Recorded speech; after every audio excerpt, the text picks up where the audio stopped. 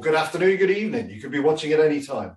My name's Andi Davies. I'm from the Exeter branch of Introchats. We're a company based in Taunton and Exeter, and we provide social media management and training. This is the first in what I hope is a long series of video chats called Introchats.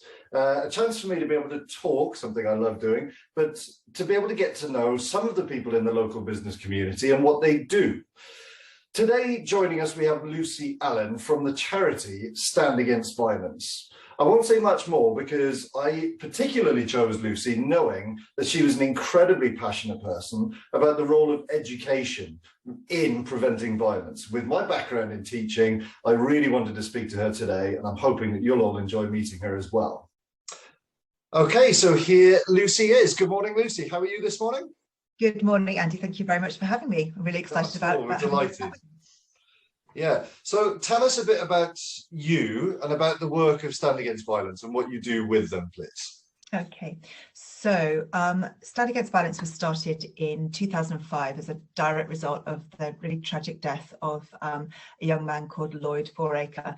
His brother Adam decided that the best thing he could do in dealing with his grief and in dealing with the kind of the corrosive effect that death was having on him and his family and the community was to start Stand Against Violence, to try and help as many young people as possible avoid being either the victim or the perpetrator of violence, because as we know from the work that we do, those acts of violence, those acts of aggression affect the people that are the perpetrators as much as the victims themselves. So really important for us to spend as much time as we can with early intervention work with young people, really giving them options out of violent behaviour and helping them understand the consequences of that behaviour. What do? I am part of the leadership team here at SAV, and I really look after the day-to-day operations of the charity. So kind of making sure we've got enough money coming in from grants and fundraising, also working with the youth leadership team and the adult leadership team as well to make sure that the services and the provision that we have going out into schools, out into sports clubs, youth centres, and a lot of the more kind of adult work that we do in prisons and also with organisations as well is as good and as impactful as it possibly can be. Fantastic. That's a really, really great answer. Thank you so much. And it's really interesting actually to hear you talk about perpetrators and working there, because as a background, my background is in teaching, and of course a huge amount of the time we talk about safeguarding, we talk about the prevent strategy, we talk about and it's all about recognizing the signs of victims. And actually, it's really great to hear that you're actually on the other side of things, which is amazing. So, Stand Against Violence. One of the things I'd like to talk about today, and this is a bit of a, it's still in my heart, really, education. But say if I was still in a school and I booked Stand Against Violence to come in and do a workshop, and you turned up, what would it look like? What would actually happen for the students? Okay, so it would depend on the kind of workshop that we're delivering. So, I think one of the things that we are very mindful of is that violence comes in many, many different forms. And it's not just kind of picking up a sledgehammer and hitting someone. It's not, necessarily just a knife crime. Violence can be everything from bullying through unhealthy relationships, domestic abuse potentially. We also talk a lot about modern slavery as well, because we think that that's, a really important part of the education and the improvement of young people's lives. So we will talk about violence in its many, many different forms. But in all of our workshops, one of the things that we try and do, we don't ever want to, perform a kind of death by PowerPoint. Everything we do is very interactive. We're getting the kids to talk a lot. So we make sure the class sizes are quite small. We will never teach a class above 30 children, because we want them to be really engaged with what we're doing. So as I say, there'll be a lot of talking, there'll be a lot of kind of quizzes, there'll be a lot of trying to get the children to bring their own lived experiences into the lesson as well. Because the other thing that we're very mindful of is that because we work across the country, everywhere from kind of very rural communities in the southwest through some communities in the West Midlands, all the way up to Manchester, Newcastle, and especially as we're, looking at those inner city areas, the challenges are very, very different. Absolutely, yeah. We all spend time with the teaching lead, potentially the deputy head, the head of PSHE, before we go in, talking about the kind of communities, kind of school community that we're going to be going into, the nature of the children we're going to be talking to, what their challenges are, so that we're delivering a program for that day, potentially for longer than a day. We might be, teaching 3, 4, 5 different sessions over the course of the academic year. Yes. But really sure that those are tailored to the socioeconomic circumstances that the children are living, so that we're pitching it at the right level. Because absolutely, as I say, very different. Working in a rural school in Dorset is fundamentally different than going into kind of Sandwell in the West Midlands. They're just polar opposites, and we need to make sure that what we're delivering is authentic and relevant to the children that we're speaking with. That's fantastic. And actually then, people that haven't done so could quite easily go onto your website and see some of the feedback from your workshops, and one of the comments that really stands out for me is a child had said they spoke to us like adults. They didn't speak down to us, they spoke to us and respected us, and fantastic. No, and I think it's really important for us as well, the teachers that we send in to teach those lessons, most of them are from teaching backgrounds, and a lot of them are from PSHE backgrounds themselves, but we do have a lot of, I suppose, kind of specialists as well. So, we might have an ex-policeman coming in, or, we have a teacher who has got a PhD in criminology, so she's coming at it from a very different. So depending on the school, depending on the nature of the children that we're going to be talking to, we'll send the right teacher in that we think has got the right experiences to be dealing with that classroom and the situation that they're going to be put into. So yeah, I think that some of the feedback that we get and some of the really positive responses that we get is because we are always very, very mindful of not putting the wrong teacher into the wrong school. Yes. And as you say, we try very hard to talk to the children as young adults, and to listen to them, and to listen, as I said before, to listen to their lived experience, and make sure that everything we're kind of talking to them about it really fits with everything they're going through on a day-to-day basis. Fantastic. Yeah, no, it sounds brilliant, and I just wish I had heard of you back when I was working in schools myself. So, with my background in education, obviously we were trained, particularly because I was a designated safeguarding lead, very, very much in safeguarding, how to recognise symptoms of abuse, in the prevent strategies, symptoms of radicalisation, and all these different ways we were trained in how to recognise a victim. But you guys work with the perpetrators, and I find that really interesting, that you're very, very passionate as a charity, but you personally, that education can help the perpetrator and can prevent violence in the first place. So tell us a bit about how that works. Okay, so we're really fortunate in that one of the young men who was involved in Lloyd's murder on his release from prison has taken a very positive step to get involved with Stand Against Violence as a charity. So we have a story called Jay's story, which is his story, and his story of what it was like to be involved in that incident, what it was like to go through his time in prison, and his life afterwards. We break that up and we talk to the children about Jay and about what he went through. And for a lot of the children, especially the children that end up in those pupil referral units, so some of the hardest to reach children, some of the children with some of the most challenged behaviours, it's incredibly impactful because they see the consequences of his actions. They see how relationships with his parents, his siblings really fell apart. They see how his life's been really affected since he's come out of prison. So it's a real life story of somebody that was involved in that terrible act, and it is incredibly hard hitting. I think alongside that as well, our teachers will spend a long time talking to children about their own attitudes to violence as well. And I think the biggest thing for us is to try and flip those attitudes to violence around. And there's so much normalization of knife carrying. There's so much normalization of gizmo behavior, and it's really about challenging that. It's really about getting kids to think that actually it's fine not to carry, that it's fine to run away, and to really challenge their own assumptions about how to be very specifically actually a young man in the UK today. Yes. Yeah, no, that's fantastic. Thank you. And of course, then with Jay's story, that really highlights the fact that the perpetrators are victims ultimately as well, which is an important thing to bear in mind. And we see there's so much crossover. We see so much crossover between, you know, the victims of modern slavery of county lines, and, you know, the people who then go on to do those violent acts. And I think, you know, education has an incredibly important part to play in turning those attitudes around. Obviously, there are so many more issues. There are so many more socio-economic issues that, you know, as a charity, we can help, we can lobby government, we can lobby, you know, the police in terms of how those are all being dealt with. But ultimately, where we know we have that impact and where we can make that difference is through our education, and specifically our education into schools.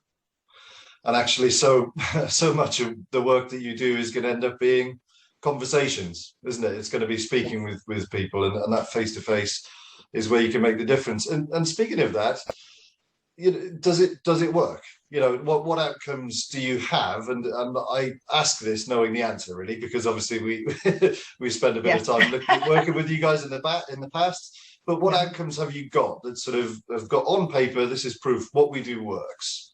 Yeah, well, I think, you know, that there's two really key stats for us, and we know we do every single time we go into a school, we'll do an impact report afterwards. So we're constantly collating evidence, and I think that's it's so important for schools, it's so important for violence reduction units, it's so important for the police when we're talking to them as well, to know that we have an impact, that impact is recorded, and there's an evidence base to everything that we do.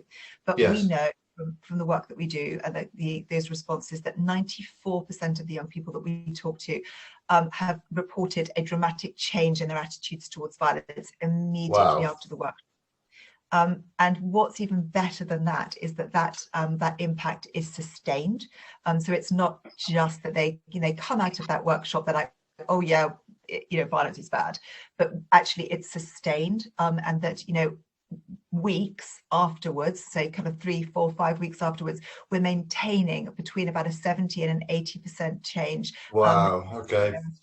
Violence. So it has that longevity to it. The stories that we speak about, the conversations that we have are so impactful that we really are changing mindsets for the long term. And, you know, for us as well, we will never truly know the impact because we'll never truly know the amount of lives we've saved. No. But I think if we can make that attitudinal and behavioural change last, as we seem to be able to do through the workshops and the training that we deliver, then hopefully we have saved some lives along the way. Which is the real test, isn't it? You know, there's I could talk about this for hours, but you know, my father used to tell me that once I passed my driving test, then I could learn to drive. You know, and there's that quote, isn't there, that education is whatever's left behind when you forget everything you were taught. And of course, as you say, you'll never know how many lives you've saved, how many people in the end you've actually helped. But yeah, it is important to have that feedback, isn't it, immediately, and to be able to recognise that it is having a difference. Completely. And we know the social value as well that we are delivering back to the communities that we work with. I think every single time a crime is committed, there is a cost to that crime being committed. So we know by reducing crime rates, by reducing rates of violent crime in communities up and down the UK, that we are delivering a huge amount of social value. And, you know, for us as well, that's really important to not just think about it, about the children themselves, but to think about the wider communities that they're living in, and how we're adding to that, you know, adding to that wider community, and adding to that social cohesion as well. Fantastic. Yeah, absolutely. It's very much a complete approach that you've got, and I love it. My final question really is, you know, hopefully we'll get seen today by a good number of people, and the message about what you do will be spread far and wide. If there's somebody watching now that thinks we're not in a position to invite you into a workshop, we don't have the time, or whatever it is, what is your message to teachers or even parents who have got children in difficult areas, and they suspect, you know, I think my child is carrying a knife, but I don't know, or I think my child is a victim or a perpetrator? What is the message that you really want to give out to those people? I think first to the schools, and to teachers who are commissioning those workshops. If you feel that there is a need, if you feel that there is a problem in your particular area, if you're working in an impact area and you know that you have a very specific need to talk to your children about violence, about county lines, about healthy relationships, whatever it might be, then come and talk to us as a charity, because we have a lot of grants available. So, it's very, it doesn't cost a lot of money to get us in, because everything that, we do is grant funded. So I'm not saying we can deliver those workshops for free, but you probably will be surprised at how much we will end up, charging, because, as I say, everything is grant funded. It's our mission. Really important to know. Yeah. all those DSLs out there, all those deputy heads out there, budgets aren't exactly, and we're very mindful of that. So we make it as cost effective as possible for us to come in and talk to those children, because that is what we're here to do. Fantastic. On the second part of your question about what should we be saying to parents, I think it's really important that parents learn how to have those conversations with their children. We run a parents SOS workshop, and again, if schools feel that they need us to come in and talk specifically to the parents, we can do. But there are a lot of resources out there. I know there are other charities like Childline, for instance, who have a huge amount of advice for parents on how to start talking to their children, how to be having those truthful and honest conversations with their children as well. And I think what we would say to any parent out there that thinks that their child may be carrying a knife, that may be getting into county lines, who may be displaying some quite troubling behaviour, don't ignore it. Start talking. Go and talk to the safeguarding lead at your school, or their tutor, or another trusted adult in that school environment, and don't ever brush it under the carpet. You need to talk and challenge and engage, and I think that's the way that the parents can start to be much more involved with their children if they think there's a problem. And absolutely, I think, since becoming a parent, I've realised that the major role that you have as a parent is worrying. And sometimes you worry that you're worrying too much as well. But actually, there's a gut reaction, isn't there? That if something is going on that doesn't feel right, then that's when parents need to trust their instinct and trust what nature has given them. And I would also say, we do a lot of work with the police force and different police forces up and down the country in their violence reduction units. So we work with violence reduction units in the West Midlands, with Greater Manchester, as well as some of the more kind of violence reduction units based in the south of the country. And those community officers do an amazing job as well. So I would say, if a parent is seeing some behaviour escalating, always worth going and talking to that violence reduction unit and talking about early interventions and how that violence reduction unit can help you as a parent as well. So yes, I would also really be advising if you're seeing some very challenging behaviour, then those violence reduction units are there to help. Fantastic, that's great. Thank you for that. And your role really as a charity is nationwide, isn't it? And it's advisory. It's playing a part, isn't it, even at a national level of policy formation, and having a voice within that, which is really going to shape. And I think as teachers as well, I think a really important thing for us to be talking about to teachers is that everything that we do is in line with the PSHE curriculum. So not only, if you have some challenges in your school, not only can we help with those challenges, but we can also do it inside the PSHE curriculum. And I think when we start to talk about some of the more sensitive subjects that teachers are being asked to talk about within that framework, that very often getting a third-party agency like ours in is more impactful, but it's also a lot easier for the children to have those conversations than with their form teacher or with their kind of PSHE teacher.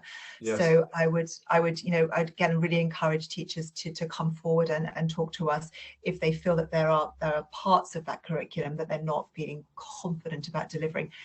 And also if they just want a bit of help and advice.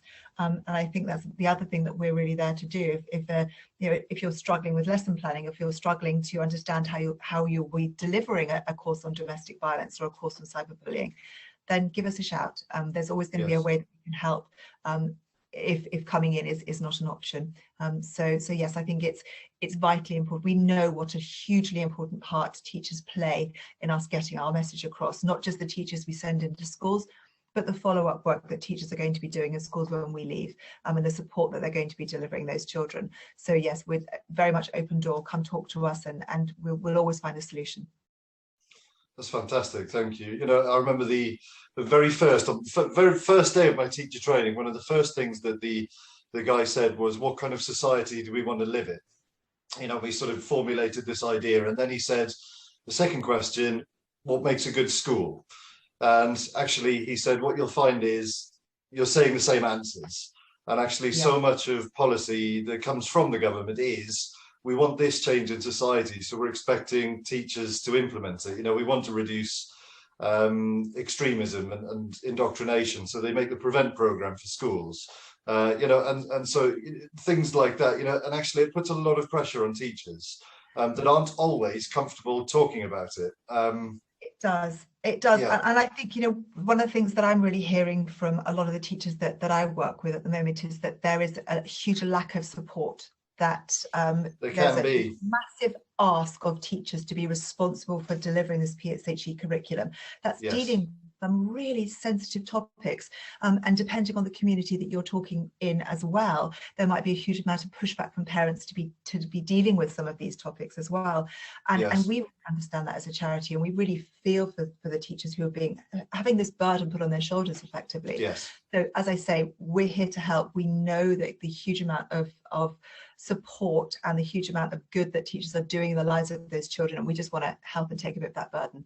Absolutely, especially given the number of teachers who would have spent a lot of time in the last 18 months working twice as hard, potentially even becoming social workers, temporarily giving out food, all these sorts of things. And it's been a tough time to be a teacher. I can tell you that from experience. But so I'm sure there are going to be teachers, there are going to be school leaders out there listening today thinking that we need to get in touch. Best way to get in touch with you, Lucy, or with the charity? Best way to get in touch with the charity is just to go to our website. All of our contact details are on our website, and I'm sure we'll publish the URL alongside this video. But go to our website. Actually, it'll be down there. Yes. If you just Google, or up there, depending on the platform, we're the number one result. So Google us. Come to our website, get in contact with us, and then whether it's our youth services lead, our adult services lead, myself, or any of the rest of the leadership team, we'll get in contact, and we'll find a solution for you. Fantastic, thank you. Really appreciate your time this morning, Lucy. And this is a few times now that we've spoken, isn't it? And it always feels like we could talk for hours. And I appreciate that neither of us possibly have the time to talk as much as we'd like to, but I'm sure we could fix pretty much everything by the end of a couple of days together. But thank you for your time today, and all the best. And is there anything up and coming that you want us to know about that people can get involved in? Oh, so we have our National Day of Non-Violence coming up on September the 25th. So there's going to be a lot of news coming from us at that point. Also on that day, our founder Adam is going to be publishing his book of his experiences around his brother's death, what happened after Lloyd's death, and his subsequent experiences of starting Stand Against Violence as a charity. So that book will be published on National Day of Non-Violence, which is September 25th, and will be available at Amazon and other good bookstores. So if you want to hear more about us as a charity, if you want to hear more about Lloyd and Adam's story, then I've read it. It's a great read, and so pick up a copy of that. Fantastic, thank you. I'll let you go then. I'm sure you've got plenty to do today, but thank you so much for your time, and we'll speak again in not very long, I'm sure. But thank you very much. And thank you so much, Andy. Speak to you soon. Bye. For now.